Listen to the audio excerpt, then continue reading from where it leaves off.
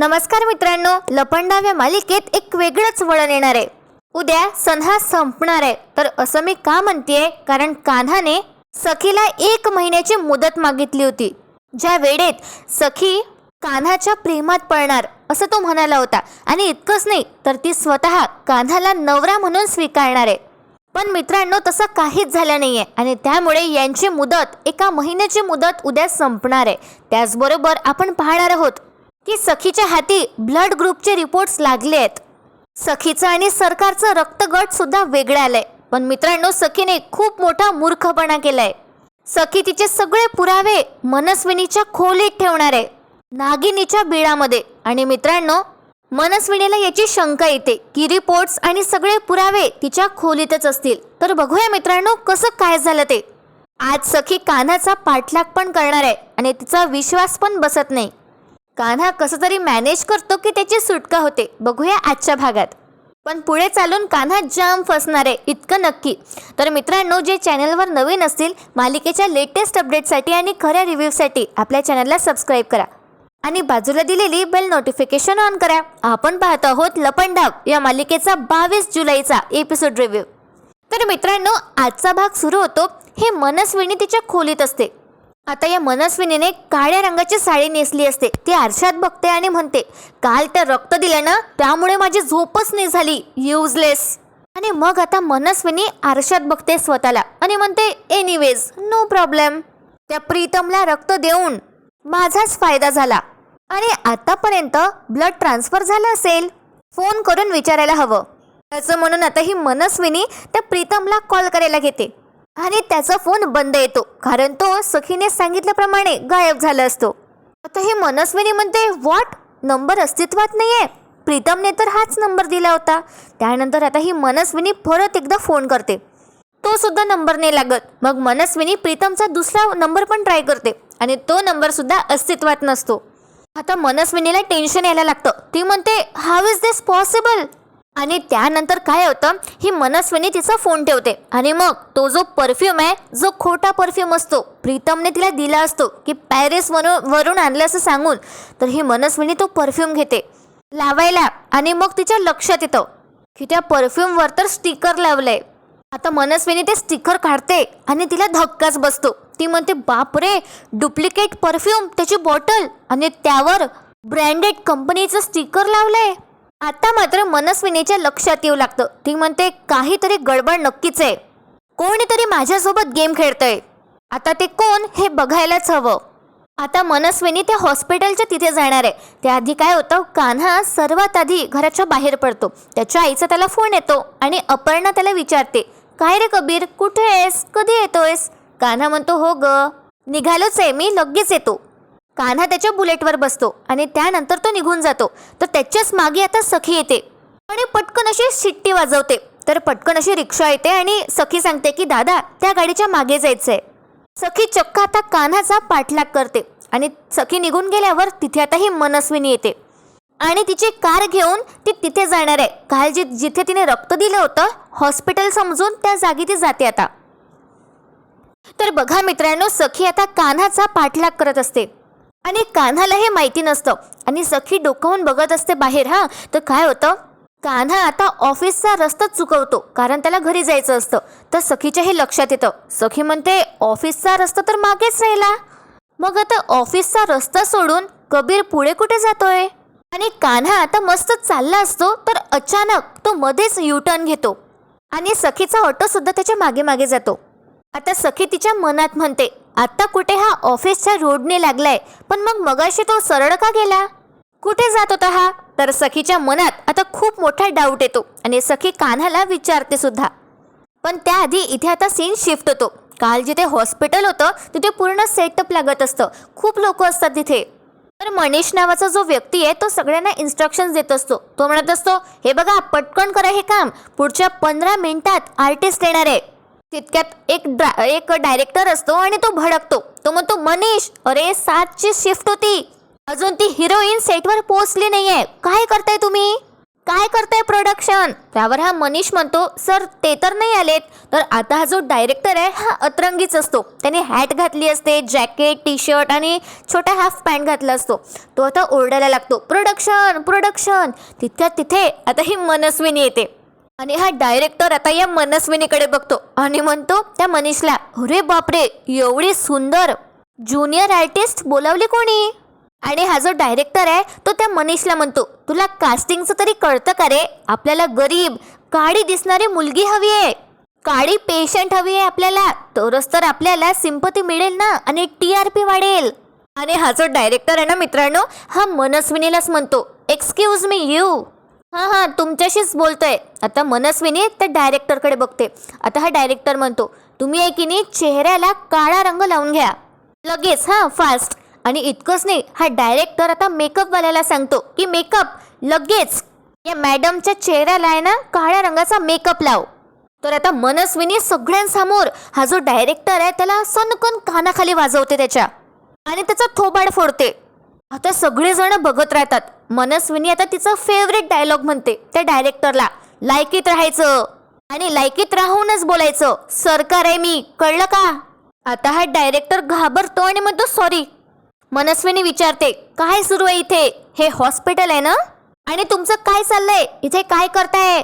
तर आता हा डायरेक्टर घाबरतच सांगतो, मॅडम हे सगळे की नाही सेट आहे, आम्ही सगळे इथे शूटिंगसाठी आलोय आणि हे खरं हॉस्पिटल नाही आहे. आता मनस्विनीला धक्काच बसतो. मनस्विनी म्हणते व्हॉट? आणि मनस्विनी त्या डायरेक्टरच्या अंगावरती धावते त्याला मारायसाठी. आणि त्यानंतर ती मेकअपवाल्याला सांगते की आता याचं मेकअप कर, या डायरेक्टरचं. आणि रागातच ती मनस्विनी तिथून बाहेर पडते. तिला आता समजलं असतं की कोणीतरी मुद्दाम हे सगळं केलंय तिचं रक्त मिळवण्यासाठी. तर त्याआधी इथे आता सीन शिफ्ट होतो. कान्हा आता बरोबर ऑफिसला पोहोचला असतो. आता हे कसं तर बघूया. कान्हा आता ऑफिसमध्ये जातो आणि केबिनमध्ये बसतो. तर सखी बरोबर त्याच्या मागे येते आणि डायरेक्ट केबिनमध्येच येते ती. कान्हा म्हणतो, अरे बापरे सखी मॅडम, तुम्ही आधी सांगायचं ना, आपण सोबत आलो असतो. आता सखी डायरेक्ट कान्हाला विचारते आणि म्हणते, काल तू दिवसभर ऑफिसमध्ये होता, तुझ्या महत्वाच्या मीटिंग्स होत्या असं तू म्हणाला होता. कान्हा म्हणतो हो. पुढे आता सखी विचारते, पण तू ऑफिसमध्ये आलाच नाही, मी तुझ्यासाठी टिफिन घेऊन आले होते आणि मी आले तेव्हा तू नव्हताच. कबीर, तू माझ्याशी खुशाल खोटं बोललास. आणि इतकंच नाही तर काल रात्री तुझं डायनिंग टेबलवर वेगळंच काहीतरी सुरू होतं तुझ्या फोनमध्ये. तू तुझ्या फोनवर काहीतरी करत होतास. काय सुरू आहे नेमकं कबीर? तू माझ्यापासून काय लपवतोयस? कान्हा आता सखीकडे बघतच राहतो. सखी म्हणते, मी तुला स्पष्टच विचारते, तुझ्या आयुष्यात दुसरं कोणी आहे का? तुझं अफेअर सुरू आहे? तर कान्हा आता हसतोच आणि म्हणतो, अफेअर? काय बोलताय सखी मॅडम? हो असं काहीच नाही आहे. ॲक्च्युली काय आहे ना, खूप दिवस झाले आईला माझी आठवण येत होती. आमची भेट झाली नव्हती खूप दिवस झाले, म्हणून तिला भेटायला गेलो, दॅट्स इट. पण मित्रांनो, सखीचा तरीही विश्वास बसत नाही. सखी म्हणते, आईला भेटायला गेला होतास? कान्हा म्हणतो हो. तर सखी म्हणते, तसं सरळ सांगायचं ना, खोटं का बोललास? तर कान्हा म्हणतो, मला वाटलं छोटीशी गोष्ट आहे, मला काय माहिती तुम्ही इतकं मनाला लावून घ्याल ते. सखी म्हणते, ठीक आहे, पण कबीर प्लीज यापुढे खोटं बोलू नकोस आणि माझ्यापासून काहीही लपू नको. मी आता तुझ्यावर विश्वास ठेवतेय, पण पुढच्या वेळेस ठेवेलच असं नाहीये. असं म्हणत सखी चिडतच तिथून निघून जाते. कान्हा आता तिला हाक मारतो, पण सखी ऐकतच नाही. ती मागे वळून पण नाही बघत. आणि आपल्याला दाखवलं जातं की कान्हाला असं आठवतं, त्याला फ्लॅशबॅक होतं. जेव्हा तो असं चालला होता त्याच्या घरी जायला, तेव्हा त्याला त्याच्या आरशामध्ये, म्हणजे आपल्या गाडीवर जो मिरर असतो ना, त्यामध्ये त्याला सखी आधी स्पॉट झाली होती. त्याला सखी दिसली होती की सखी ऑटोमध्ये बसली आहे. कान्हाने सखीला ओढणीवरून तिला ओळखलं. कान्हा त्याच्या मनात म्हटला होता की बाप रे, ही ओढणी तर सखीची आहे. अच्छा, म्हणजे सखी माझा पाठलाग करते तर. आणि तेव्हाच कान्हाने ठरवलं होतं की आता मी डायरेक्ट ऑफिसला जातो, आणि म्हणून कान्हाने मध्येच यू टर्न घेतला होता. कान्हा आता सगळं आठवतो आणि म्हणतो, बाप रे, आज तर मी थोडक्यात वाचलो. माझा अंदाज खराच ठरला. सखी माझ्या मागावर होती. आज कसा तरी तिचा विश्वास बसलाय माझ्यावर, पण इथून पुढे आता काळजी घ्यायला पाहिजे. तर इथे आता सखी ऑफिसच्या बाहेर येते आणि म्हणते, आता तर माझा पक्का विश्वास बसलाय. की कबीर तू अजूनही काहीतरी लपवतोय. कारण तू गाडी घेऊन पहिले तर ऑफिसच्या पुढे गेलास आणि मग पुन्हा वळून ऑफिसला आलास. म्हणजे तू ऑफिसला येणारच नव्हता. तुला नक्कीच मी दिसली असेल. आणि सखी असं स्वतःला म्हणते, आता तुझ्या डोक्यातला संशय मिटवणं जास्त गरजेचं होतं. नाहीतर तू हर्ट झाला असता आणि अलर्ट झाला असता. तुला वाटत असेल की माझ्या डोक्यातला संशय मिटलाय, पण नाही, तसं नाही झालंय. उलट माझा संशय आता अजून वाढलाय. सखीच्या डोळ्यात पाणी येतं. सखी म्हणते, तू माझ्यापासून काय लपवतोयस ना, मी ते शोधून काढेलच कबीर. आणि तुला असं वाटतंय ना की लपंडाव फक्त तुलाच खेळता येतो? नाही, तो मलाही खेळता येतो. म्हणजे आता सखी पण कान्हाबरोबर लपंडाव खेळणार आहे. तर इथे आता सीन शिफ्ट होतो. ही मनस्विनी ड्राईव्ह करत असते. तिला सगळं आठवतं की तिला कसं मूर्ख बनवण्यात आलं, तिचं रक्त काढण्यात आलं. आणि मग तिथे जाऊन तिला समजलं की हा तर एक सेट आहे. आणि आता ही एकटी बडबड करते आणि म्हणते, मनस्विनीसोबत चिटिंग, सरकारसोबत चिटिंग, कशासाठी? आणि ते हॉस्पिटल नसून शूटिंगचं लोकेशन होतं. याचा अर्थ तो प्रीतम धर्माधिकारी नव्हताच. आणि हा सगळा सापळा रचला कशासाठी आणि कोणी रचला? आता सगळे प्रश्न या मनस्विनीला पडत असतात बरं का. आणि हे बरोबर लिंक लावत जाते बघा कसं. आता मनस्विनी स्वतःला म्हणते, प्रीतमच्या पीएचा फोन आला होता की त्याचा ॲक्सिडेंट झालाय आणि त्याचं ब्लड लॉस झालाय आणि मग मी रक्त द्यायला गेली. बाप रे डॅम, म्हणजे हे सगळं माझं रक्त मिळवण्यासाठी केलं होतं. कोणी रचलाय हा सगळा सापळा? माझं रक्त मिळवण्यासाठी. त्यानंतर पुढे आता मनस्विनी स्वतःलाच म्हणते, कोणी हा रचला असेल सापळा? हे आता न समजणे इतके मी मूर्ख नाहीये. ऑफकोर्स हे सखी आणि कबीरनेच केलंय. आता मनस्विनीच्या सगळं लक्षात आलंय. ती स्वतःला म्हणते, असं आहे तर ते दोघे मिळून माझ्या विरोधात पुरावे गोळा करतायत. तर मित्रांनो, इथे आता सीन शिफ्ट होतो. सखी आता घरी आली आहे आणि गौतम काका तिच्या हाती ब्लड रिपोर्ट्स देतो. सखी म्हणते, बाप रे, ब्लड रिपोर्ट्स मिळाला? गौतम म्हणतो, हो ग सखी, तू इतक्या मेहनतीने मनस्विनीचं रक्त मिळवलं, म्हणून मग आम्ही सुद्धा लवकरात लवकर जाऊन तिथून रिपोर्ट्स घेऊन आलो. इथे आता परशु आणि मीनाक्षी पण असतात. सखी म्हणते, वाह गौतम काका, खूपच फास्ट काम केलंस. आता परशु पण म्हणतो, बघता बघता आपल्याला 2 पुरावे सापडलेत. मीनाक्षी म्हणते, हो ना, म्हणजे तेजस्विनी वहिनीचा सिझेरियन रिपोर्ट आणि मनस्विनीचा ब्लड रिपोर्ट. हे 2 पुरावे पुष्कळ आहे. मनस्विनी खोटारडी आहे हे सिद्ध करायला. तर आता परशु म्हणतो, मग आपण थांबलोय कशासाठी? मीनाक्षी म्हणते, हो ना, आता लगेच तिला धक्के मारून घराच्या बाहेर काढूया. सखी म्हणते, 1 मिनिट, मी समजू शकते. आता तुमच्या ज्या भावना आहेत माझ्या पण त्याच भावना आहे, पण शेवटी ती मनस्विनी आहे. आणि आपण एक गोष्ट विसरतोय, ते म्हणजे प्रॉपर्टी पेपर्स. आपल्याला लवकरात लवकर प्रॉपर्टी पेपर शोधून काढावे लागतील. कारण उद्या हे जे रिपोर्ट्स आहे, हे जे पुरावे आहेत ते खोटे आहे हे मनस्विनी सिद्ध करू शकते. पण जर तिच्या हातात प्रॉपर्टी पेपर्स नसतील तर ती काहीच करू शकणार नाही. गौतम म्हणतो, सखी, पण तुला काय वाटते, आत्तापर्यंत तिला समजलं नसेल का की आपण तिला फसवलंय म्हणून? म्हणजे तो प्रीतम धर्माधिकारी वगैरे, ॲक्सिडेंट, तिचं रक्त देणं, हे सगळं तिच्या लक्षात आलं नसेल का? आता मीनाक्षी पण म्हणते, हो ना, म्हणजे आपण केलेली सगळी खटपट तिचं रक्त मिळवण्यासाठी केलंय हे जर तिला समजलं तर ती पलटवार नाही का करणार? सखी म्हणते, हो, तिच्याकडून हे अपेक्षितच आहे, तशी हुशार आहे ती. पण आता मलाही बघायचंय की ती आता काय करते. दुसरीकडे आता मनस्विनी ड्राईव्हच करत असते आणि ती स्वतःला म्हणते, असं आहे तर सगळं आत्ता आलं माझ्या लक्षात. मी माझे डोळे ब्राऊन करून घेतले, ते सिद्ध करू शकले नाही की मी मनस्विनी आहे ते, आणि आता मी तेजस्विनी आहे. आणि आता ही जी मनस्विनी ती म्हणते, उप्स, म्हणजे मी तेजस्विनी नाही आहे. आता ते हे सिद्ध करायच्या मागे लागले तर. आणि कुणाबरोबर करताय? मनस्विनी आता हसते आणि म्हणते, तुम्ही सरकारशी डील करताय, पण याचाच अर्थ आता तेजस्विनी आणि मनस्विनी यांचं ब्लड ग्रुप वेगळं आहे हे त्यांना कळलंय तर. कारण जेव्हा सखीचा ॲक्सिडेंट झाला होता तेव्हा गपचूप मी सखीला रक्त मिळवून दिलं होतं आणि तेजस्विनीला हॉस्पिटलला नेलं होतं. आता ही मनस्विनी मध्येच गाडी थांबवते आणि म्हणते, म्हणजे यांना आता माझ्या विरोधात पुरावा सापडलाय तर. आता स्कोर आहे 1 विरुद्ध 0.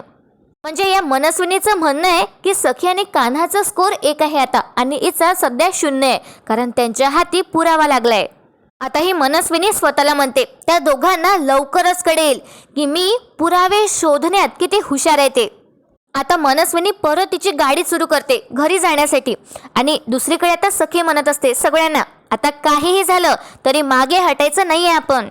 मीनाक्षी म्हणते तसं नाहीच होणार. सखी ऐक हा, ही जी तुझ्याकडे फाईल आहे ना, ही नीट लपवून ठेव.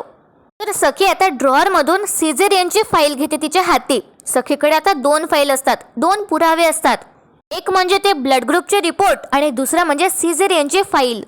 सखी आता त्या दोन्ही फाईल मीनाक्षीकडे देते आणि म्हणते ह्या दोन्ही फाईल तुम्ही मनस्विनीच्या खोलीत ठेवण्या. आणि सखी इथे मोठा मूर्खपणा करते. आता सगळे तिला वॉर्निंग पण देतात बरं का. परशू म्हणतो अगं सखी, उगीच तिला कोणी सरकार नाही म्हणत. सखी म्हणते आता तर तिला कोणीच सरकार नाही म्हणत. परशू म्हणतो अगं पण ते आता झालंय ना, इतके दिवस तिने सरकार म्हणून गाजवलंच आहे. ती खूप स्मार्ट आहे. आणि सखी त्यात तू हे सगळे पुरावे तिच्याच खोलीत ठेवायला सांगतेय. तू इतक्या मेहनतीने सगळे पुरावे गोळा केलेत आणि आपण सहजच तिच्या स्वाधीन करायचे आहेत का. मीनाक्षी पण म्हणते सखी मला पण हे नाही पटलं. सखी काही बोलणार तितक्यात गौतम पण म्हणतो हो सखी मला पण नाही पटलंय हे. मी काय म्हणतो शांतपणे बस आणि विचार कर. सखी म्हणते 1 मिनिट, हे पुरावे तिच्या रूममध्ये जाऊन लपवा. मी असं का सांगतेय, कारण सध्या आता तीच सगळ्यात सेफ जागा आहे. पुढे आता सखी तिचं लॉजिक देते की जेव्हा काही महत्त्वाचे पुरावे लपवायचे आहेत तेव्हा ते अशाच ठिकाणी लपवावे जिथे समोरचा विचारही करणार नाही की हे पुरावे इथे असतील.